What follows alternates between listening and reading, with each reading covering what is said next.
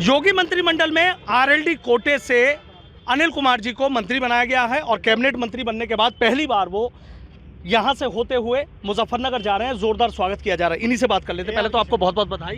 बहुत धन्यवाद सनोज भाई आपका। अच्छा अनिल, एक बात बताइए कि तमाम लोग थे, बड़ी जिम्मेदारी आपको मिली है, लोकसभा चुनाव नज़दीक है, ऐसे में किस तरीके से एक बड़ी जिम्मेदारी आपको मिली है? बिल्कुल चुनौतीपूर्ण विषय है। जिम्मेदारी विधायक के रूप में अभी तक निभाने का काम किया है।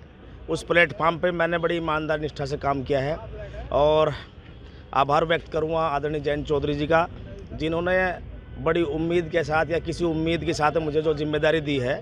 मैं आपके माध्यम से उनको विश्वास भी दिलाता हूं कि निश्चित रूप से उनके हर आकांक्षाओं पर, हर जो भी उनका आदेश निर्देश होगा उस पर खरा उतरने की कोशिश करूंगा। और जो अपनी पार्टी की आइडियोलॉजी है चौधरी चरण सिंह जी की, जिसे लेकर आज आदरणीय जयंत चौधरी जी चल रहे हैं, उस विचारधारा को हम लोग बढ़ाने का काम करें। अगर हम देखें, जब चौधरी चरण सिंह जी हुआ करते थे, हम तो उस समय राजनीति में नहीं थे, नाम पैदा हुए थे, लेकिन हमारे मामा बीकेडी से कभी एमएलए रहे, बीकेडी कभी हुआ करती थी जी। तो हमेशा दलितों को बढ़ाने का काम किया। एक क्षेत्र मेरे गांव पड़ता है कुतुबपुर, वहाँ एक नंदराम हुआ करते, पार्टी के लिए प्रचार प्रसार किए करते चौधरी साहब के लिए। तो चौधरी साहब ने चुना, कहने नंदराम जी आप आओ, चलो भरो पर्चा, बढ़िया एमएलए बना। तो आज वो बात याद आती है। तो आज ये महसूस कर रहे हैं सभी पार्टी कार्यकर्ता, नेता, तमाम और विपक्षी दल भी, कि जो आदरणीय जयंत चौधरी जी ने जो निर्णय किए हैं, वो चौधरी चरण सिंह जी की जो विचारधारा थी उसकी उस पर कहीं ना कहीं छाप छोड़ते हैं। और मैं तो यही कहूँगा, तमाम यूपी गेट से लेकर यहाँ तक ये सब हमारे अपने समाज के लोग बड़े खुश हैं। काफ़ी दिन से सूखा झेल रहे हैं अभी 2012 से इन्हें कोई प्रतिनिधि नहीं मिल रहा, कोई सुनने वाला नहीं है इनका। आदरणीय जयंत चौधरी जी ने निर्णय लेके इनकी आकांक्षाओं को, इच्छाओं को जगाने का काम किया है। मैं तो अपने समाज को भी आपके माध्यम से कहना चाहता हूं, भाई ये बहुत बड़ा निर्णय चौधरी साहब ने किया है। और जहां तक मेरी निजी जानकारी है, 75 साल में जब से देश आज़ाद हुआ है, पश्चिम उत्तर प्रदेश में तो कोई दलित समाज का व्यक्ति कैबिनेट नहीं बना है। और तो और मैं बसपा में भी रहा, 10 साल एमएलए रहा हूँ, बीएसपी में भी दलित समाज के व्यक्ति को ये मौका नहीं मिला। इसका हमें दुख भी है, लेकिन अपने लोगों को आज वो काम, जो काम हमारी अपनी पार्टी को करना चाहिए था, उस काम को जयंत चौधरी जी ने करने का काम किया है। मैं तो भाई आपके माध्यम से कहूँगा, मेरे नौजवान साथी, मेरे अपने समाज के लोग खड़े हैं जहाँ इस पॉइंट पे, ये कहूँगा भाई, रोम रोम कर्जदार अनिल का नहीं हुआ, रोम रोम कर्जदार आप सब लोगों का हुआ है। इससे 24 का चुनाव है, आपके भाई की साख का भी सवाल है और इज्जत का भी सवाल है। इस कर्ज को वोट के रूप में उतारने का काम करना।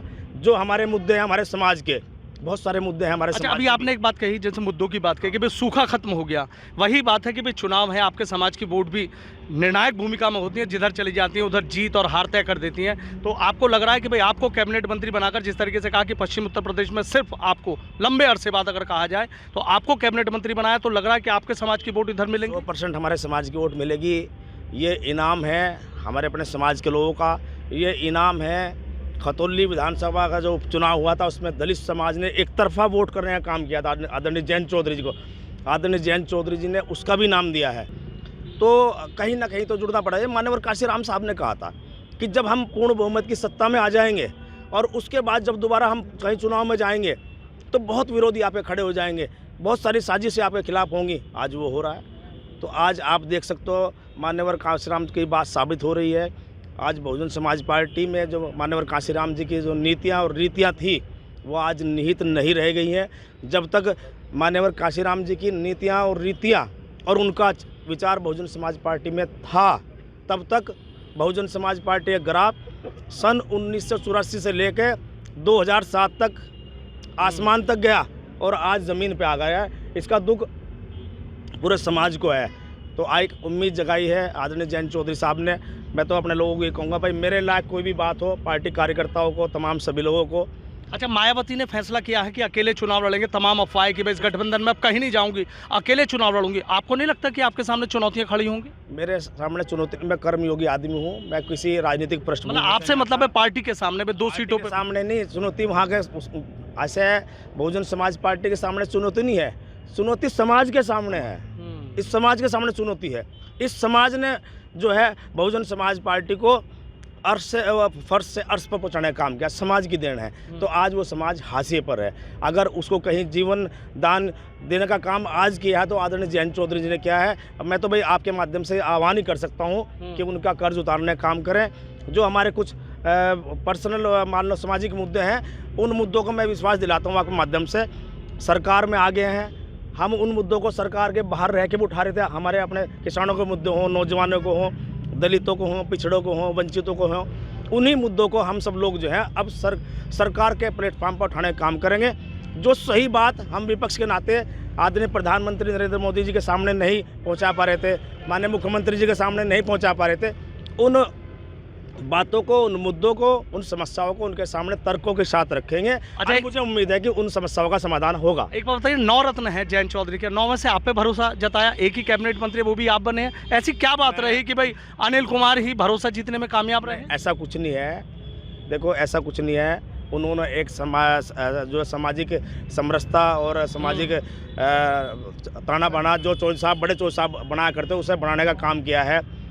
जो कार्यकर्ता 40-45 साल पुराने सांगवान साहब थे उनको लड़ाने का काम किया है, चंदन भाई को लड़ाने का काम किया है, योगेश भाई कई चुनाव हार लिए थे ब्रज में, उन्हें लड़ाने का काम किया है। तो मेरे जैसे छोटे कार्यकर्ता को उन्होंने सम्मान दिया है, मेरे लिए तो बहुत बड़ी बात है। अनिल जी, एक बात देखिए, नहीं सकता था बात, आप एक साफ बात बोलते हैं। हमेशा मैंने जब भी आपसे बात की आपने एक ही बात कही कि छोटा सा कार्यकर्ता हूँ, अब तो कैबिनेट मंत्री बन गए। मैं कैबिनेट बन जाऊँ, ये सब टेम्परेरी चीज़ें हैं। जिस व्यक्ति ने इनको परमानेंट माना उसके पास से दोबारा नहीं आया करती। हाँ। अच्छा, एक आखिरी सवाल मेरा है, आप देख रहे हैं कि समाजवादी पार्टी और कांग्रेस का गठबंधन है, आप लोकदल के सामने वो भी अपने प्रत्याशी उतारेंगे, आपको लग रहा है कि कोई मुकाबला उनसे होगा या कुछ मुश्किल आपके लिए? मुकाबला होने वाला नहीं है, लिख लीजिए।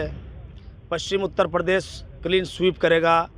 हार जीत हजारों में भी नहीं होगी, हार जीत लाखों में होगी, लाख से शुरू होगी, ध्यान रखना इस बात का। इतना भरोसा कैसे? आत्मविश्वास है, आत्मविश्वास है। हमें अपने समाज पर विश्वास है, हमें अपने पार्टी कार्यकर्ताओं पर विश्वास है, उनके सामर्थ्य पर विश्वास है और अपने कर्म पर विश्वास है। बहुत बहुत शुक्रिया। तो देखिए अनिल कुमार है कैबिनेट मंत्री, और किस तरीके से कह रहे हैं कि कोई चुनौती हमारे सामने नहीं है, पूरी मजबूती से चुनाव लड़ेंगे।